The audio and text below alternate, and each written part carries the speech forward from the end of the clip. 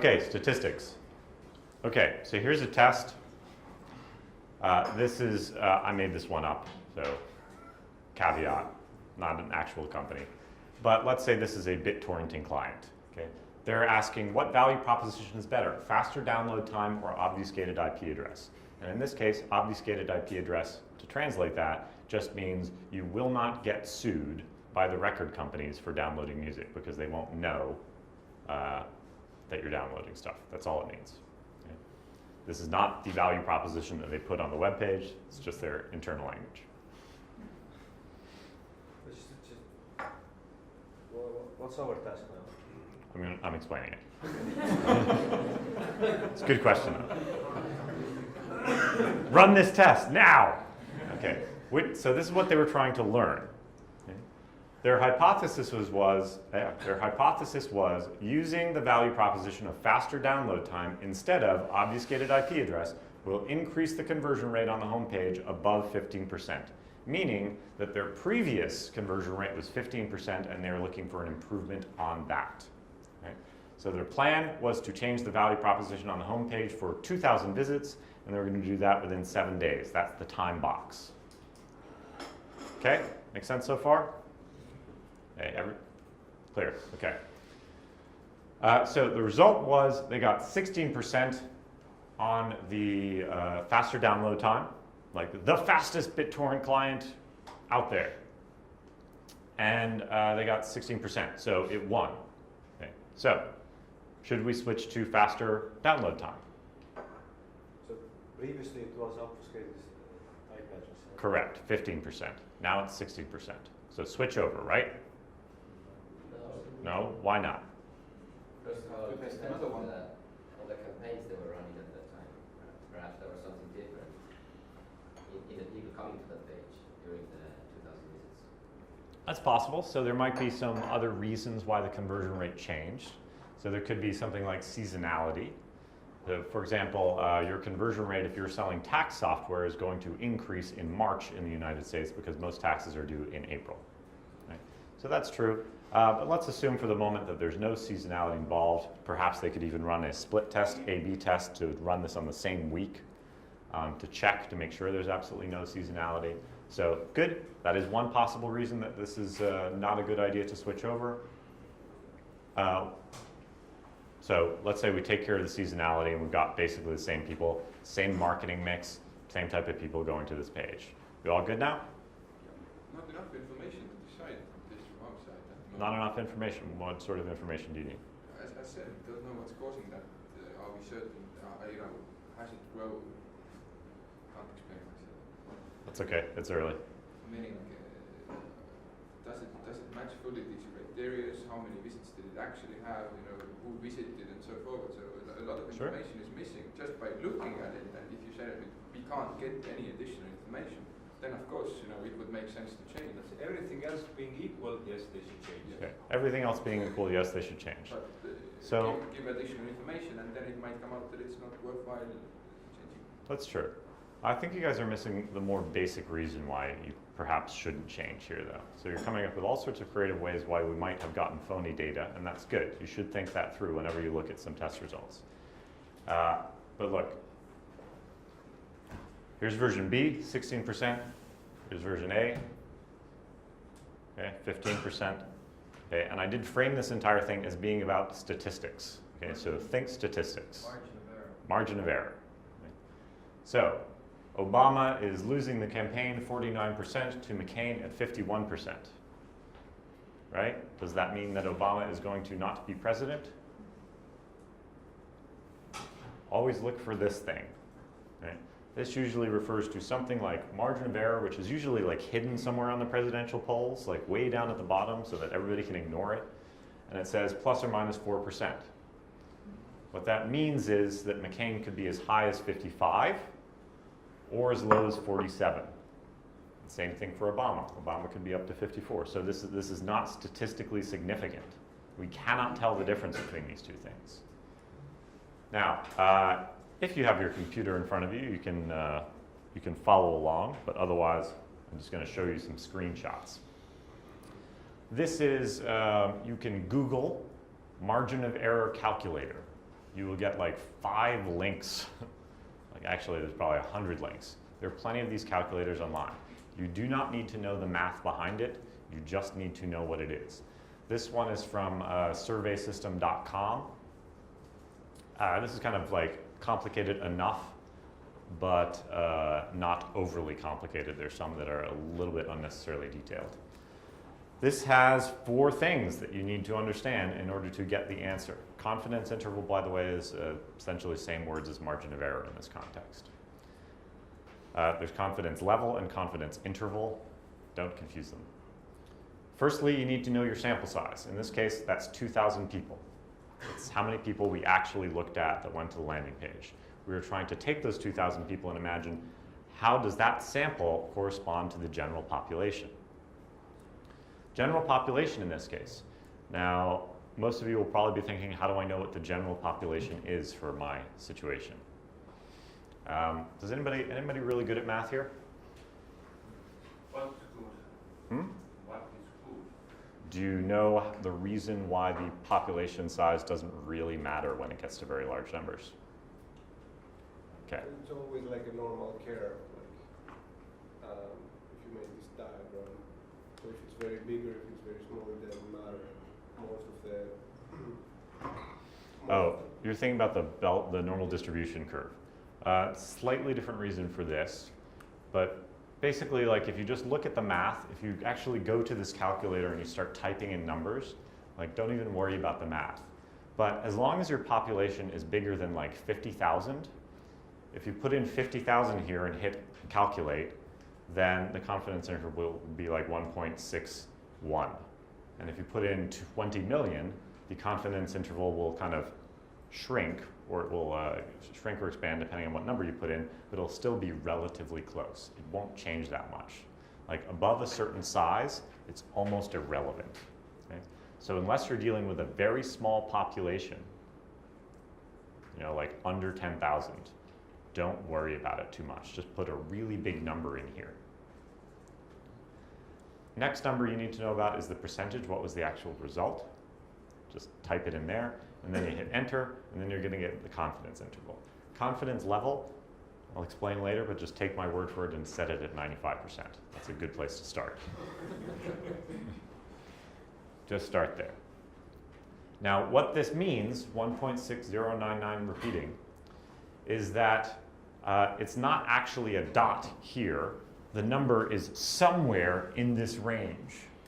Somewhere in this range. If you look in proper statistics, if you know proper statistics, normally we would represent that with something called error bars, like a dot with 2 bars here. I prefer not to represent it like this because I think this explains the magnitude of uncertainty here. Now this overlaps with this. Therefore, we cannot tell the difference. We don't know if version B is better than version A or not. Now it looks even better because startup entrepreneurs are optimists, so they will be looking at it. That's possible. You could just look at this and be like, oh, well, clearly it's better. There's more of the red bar above it. That's not a very good way to think about it. So let's say now that I say, okay, this test is clearly not statistically significant. So just one question. Yeah. Why is the version A just a dot? Because the same mathematics should apply to version 8, no? That's very good. That would have been my next point. If we take this and we increase the sample size to 6,000 and we narrow the margin of error, you might make the mistake of saying version B is clearly better than version A. You might make that mistake. But as you just pointed out, this should also have error bars. So what is the sample size for that? Because if it was this is again not statistically conclusive. Right? You were right in the beginning. Yes, there's not enough information. No. It looks better. No, it looks better. Bigger, it's higher. It's bigger, it's higher. So that's not the right way to look at it. Yeah, bigger, higher, more uncertainty, right? Clearly better. There's more room for delusion on this graph. Right? If they overlap, you can't tell the difference. That's it. So when you start doing marketing tests abroad, especially if you start losing quantitative data, because those of you who are more doing simple sales, okay, you're going to be doing more statistical stuff. Okay? And you're going to be doing them in foreign countries where you have less access to qualitative data to back up your conclusions. You are going to be doing a lot more of this testing, and you have to do it right. Okay? If you forget the margin of error, you're going to make significant mistakes. Who here is running tests where you're actually getting quantitative data back? Oh, only 3 of you. Okay, so we can talk about this more in office hours then. I won't go into it. Yeah? I have a question about the last results. If you leave the statistics behind and you just look at this graph, would you make the change? Would there be some reason behind making the change? No, there's no reason. There's just emotional optimism. What about doing some averages, or it still doesn't have any sense in it? It makes absolutely no sense. In fact, to clarify what these numbers mean again, so all of these numbers affect the margin of error, all of them, okay? The best way to learn this again is not to go too deep into the math. Okay, I will recommend some books to you guys if you're interested in the subject that I think are well written and not dull. And one is called Naked Statistics. That's a very good book. It's in English. I don't know if it's translated into Estonian, but it's pretty well written, pretty entertaining. The stories are pretty normal stories. It doesn't go too deep into the math. It explains the concepts that are necessary. The second book is, I can't remember the name of it, but Google Nate Silver, N-A-T-E S-I-L-V-E-R. Nate Silver. I'm actually not even finished with that book. It's about statistics and presidential elections and things like that, and it's very good. It is very well written and clear. And it also does not go too deep into the mathematics, but it explains all about why people make bad decisions based on numbers and fail to make good predictions. It's also going to be particularly relevant today, again, to talking about going into international markets. So if I increase the sample size, the margin of error goes down. If I decrease the sample size, the margin of error goes down, right? If I increase the population size, it has very little effect on the margin of error, as long as your population, that is the total mass of people that you're targeting, is relatively large. If it's small, the smaller it is, the closer it is to the sample size, obviously the more accurate your poll is going to be. The margin of error is actually going to go quite significantly down at some point. Because if there's only 2,000 people, or if I'm targeting Fortune 500 CMOs, and I survey 499 Fortune 500 CMOs, you could expect that I have a pretty accurate representation of Fortune 500s. Yes? Yes? Did you guys follow me with that? Just checking. So, sample size, population, percentage. This has more to do with the bell curve we were talking about. This is a little weird, and again, I can't even follow the math on this one. But basically, if the percentage is really close to 0, like say 1%, your margin of error is going to get smaller. If the percentage gets to like 50%, the margin of error is going to get bigger. If it goes to the other end, to 99%, your margin of error is going to get smaller again. Now, it's actually going to be exactly the same at 99% as it was at 1%. And if you think about this intuitively, that kind of makes sense, because if your margin of error is 5% at a 50% result, then if your result was actually 1%, you can't possibly have a margin of error of 5%. Doesn't make any sense, right? Basically, this has to do with the shape of the bell curve approaching 0. Like, it doesn't fit, it becomes much more steep. Again, it's been 20 years since I've really done statistics, and I'm pretty sure I failed out of that class, so I did do very well at Calculus AB, though. So I can't explain all the reasons for you in detail. Just be aware of it. Just go to a calculator like this and just punch in the numbers and just see how it changes. All the calculators are based on the same math, basically. As long as they have these fields, you're probably fine. The last field is confidence level, and this is kind of important to understand. Confidence level means how certain we are that this margin of error that the result is within this margin of error. To put it in another way, 95% means 19 out of 20, right? If I run 20 tests, let's say that 10% of the population is 10% of the population here in, well, let me do this. What percentage of the population here in Estonia speaks Russian? Or is Russian descent? 25%? Let's roll with 25% for the moment. So let's say I run a survey to see what percentage of people are Russian. Okay, we know the actual number, but we're going to run a survey. Okay? And we're going to sample like 1,000 people, which is a pretty good sample size for this sort of thing. And we're going to try and be scientific about it. We're not going to like run our survey directly in the like Russia town, wherever that is. Right? We're going to do it distributed. We're going to get all these random distributions, which are pretty good. Okay, best scientific method possible. Now, let's say the margin of error, I don't actually know, but let's just say the margin of error is plus or minus 2%. Or I'll make it plus or minus 5%, which is not accurate, but just to make the math super simple. 19 out of 20 of those times, the result of that survey is going to show me a result somewhere between 20 and 30. Okay? Meaning that the margin of error, if the result is 30, the margin of error is plus or minus 5%, the actual result is 25%, should be within there. The actual result should be within that margin of error. 1 out of 20 of those times, I'm going to get a really bizarre result no matter how scientific I'm being. Okay? Means that like 1 out of 20 of those times, I'm going to get a result that's like, oh my God, it's 75% Russian here. Even if that has absolutely no bearing on reality. Okay? Sometimes it just happens. The confidence level is kind of like saying, how confident am I that this test and calculation is correct? It's kind of a simple way of looking at it. I would probably be beaten up by statistics professors, but I don't think they could beat me up anyway, so tough for them. Now, if you want a higher level of accuracy, you can click 99%. It's going to make your margin of error wider. What scientists mean, yeah? Coming back to my previous question. So in science, I know that 99% and 95% is usually the margin that is used. No.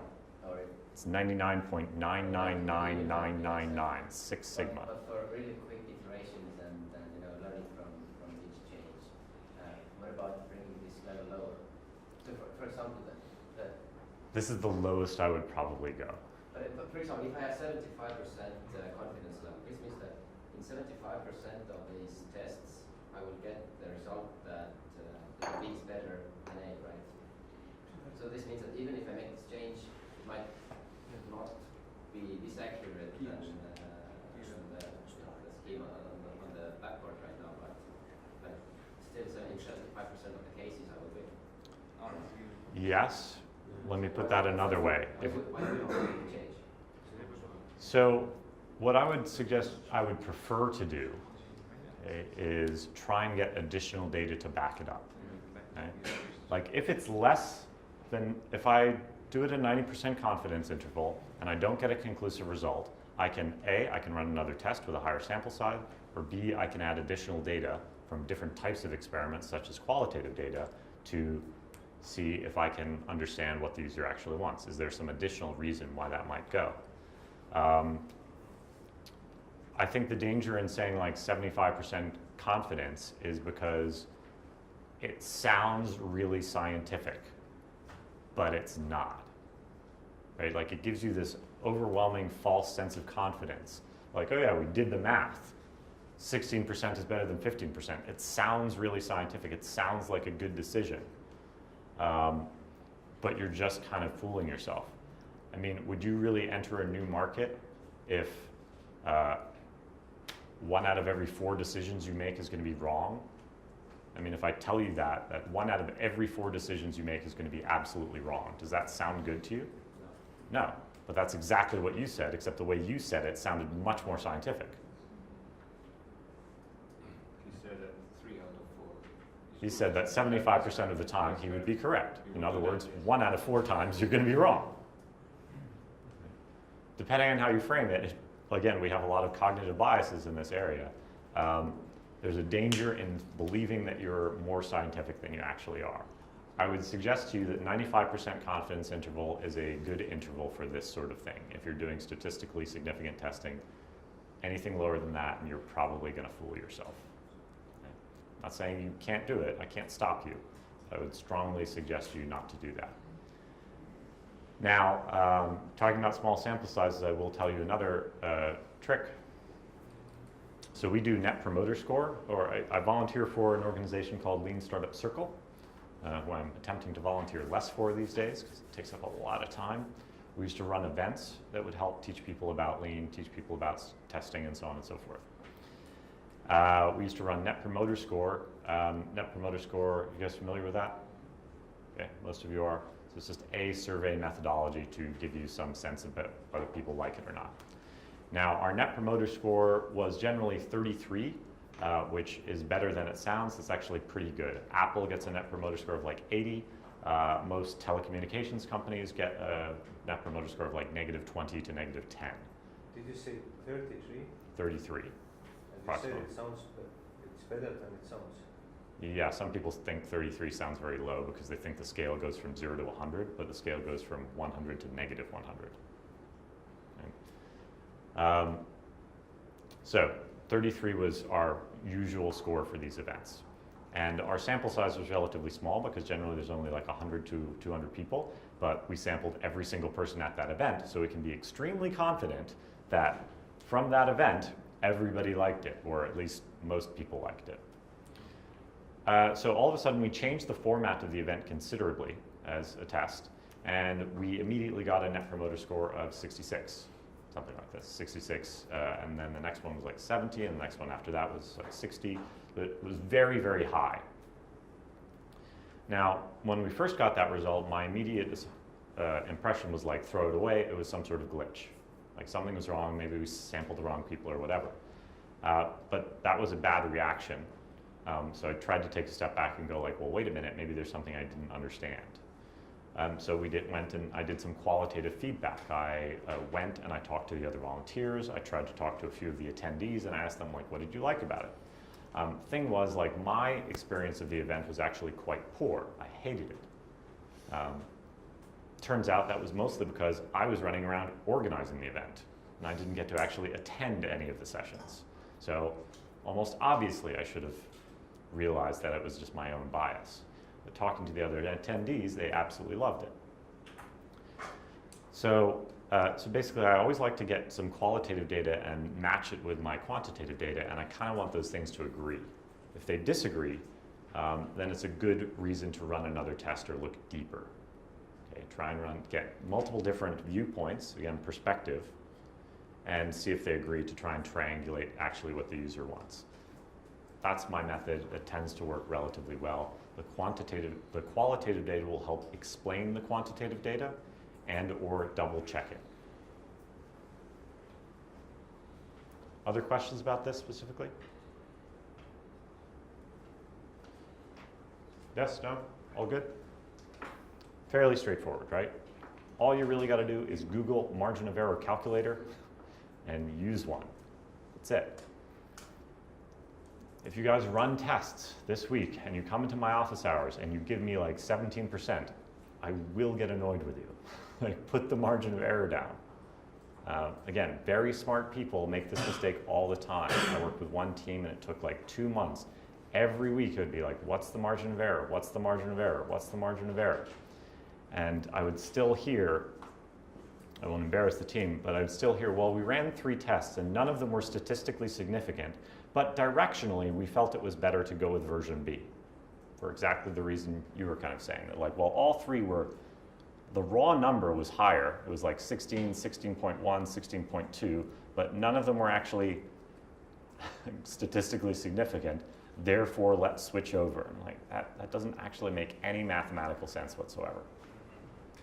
In theory, you could add up all the results, get a slightly larger sample size, and reduce the margin of error, but bless you, didn't make any sense.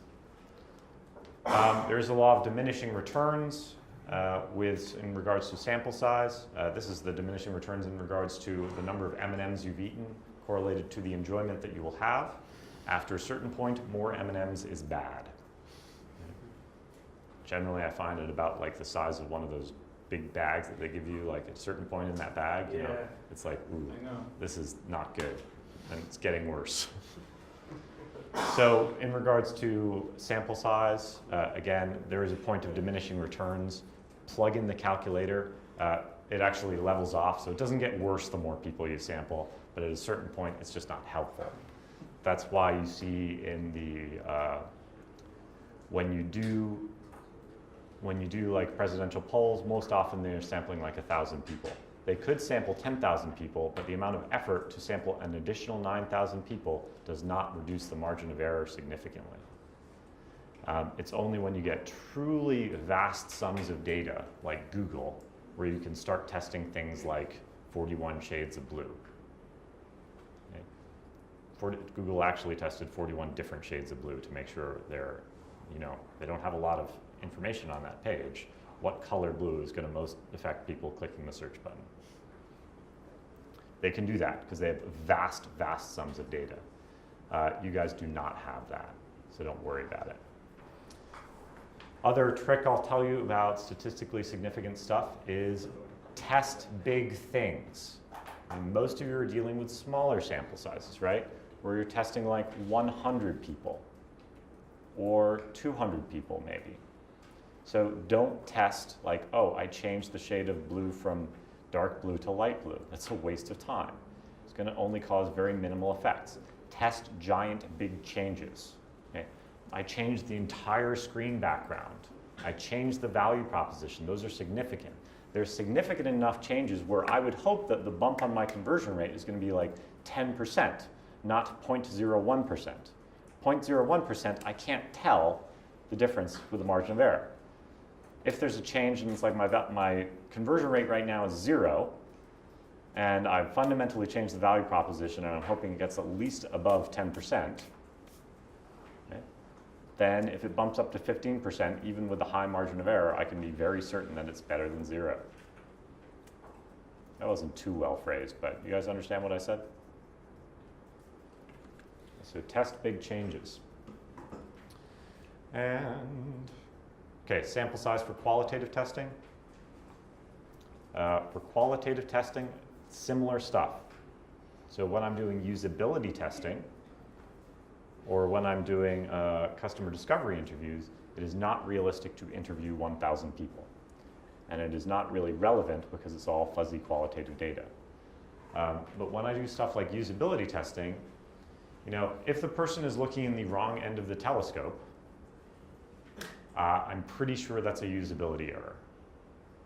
It's possible that I could just have one really dumb scientist who's attempting to use this thing, but it's probably a usability error. There have been a lot of studies on usability testing, for example. Is anybody actively doing usability testing? Wow. Yes, Sander. Yeah.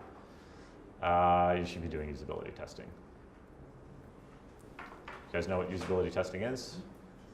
I'm Yes. sure Sander can tell us. I'm sure Xander can tell you too. It's just, essentially it's watching somebody use your product. Okay, you give them tasks to do. You watch them use your product and you see if they can do those tasks. That's pretty much it in a nutshell. This is very useful in terms of making sure that the user engages and can use your product. If they can't find the button, you know, to submit or to upload their file or to upload their data, they're going to think your product sucks. It is not their fault. It is the user's fault. Anybody here use Snapchat? Really? Nobody? Use Snapchat. You guys do? Oh wow, only like 3-4 people. You mean personal account or company account? Personal account. Yeah. Well, is there do people use company accounts for Snapchat? Well, some do. I just want, has anybody ever downloaded and used Snapchat? Okay, more than a few of you. Yeah. I did, but I didn't use it. Why not? I didn't know what to do there. Snapchat's a really interesting one. I've had a similar experience with Snapchat. In fact, I believe the first Snapchat that me and my girlfriend sent was something like, it was like a video of us of like my shoulder, and us going like, I don't know, are we recording? I think we're recording. Are we snapping? What are we doing? Right? The UI for Snapchat is actually, as far as I can tell, it is deliberately confusing for old people. Means that I'm old, I've suddenly discovered.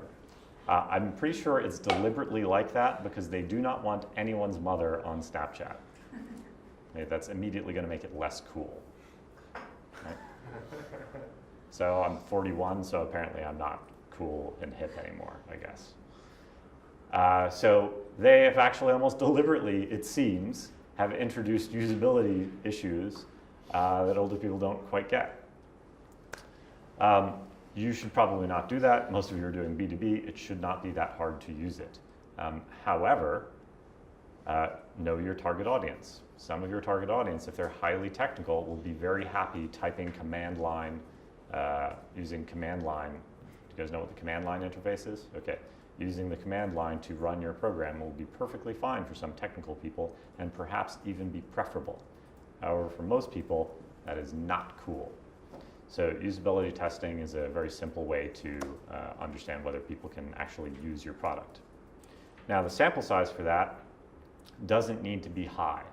They have done experiments where they showed 20 expert, like known expert, professional usability testers a video of people using a product. And they asked those usability experts to interpret the results. All 20 of them, like, they didn't agree on pretty much anything. Like, they all interpreted the results completely differently. Now, you might think that that's a good reason to not do usability testing, but I would disagree. I would think that would be over-interpreting the usability tests. If I do usability tests and people get frustrated and cannot find the button to click enter to submit their message, I don't need to over-interpret and try and express like why or what change I should make in the product. I just need to recognize where the problem is. That's it. Clearly they can't find the button. The problem is on this page. This is what I should be testing on. It doesn't validate your solution. It does tell you where the problems are. Okay? Right? It'll tell you what people can't do. It won't tell you how to fix it. That's something else. So for stuff like that, for customer discovery interviews, for usability testing, stuff where there's like too much fuzzy qualitative stuff, you don't need a very big sample size. You can find the really obvious errors like, hey, we forgot to install a submit button. You can find them with 5 people or even 1 person. Very cheap tests.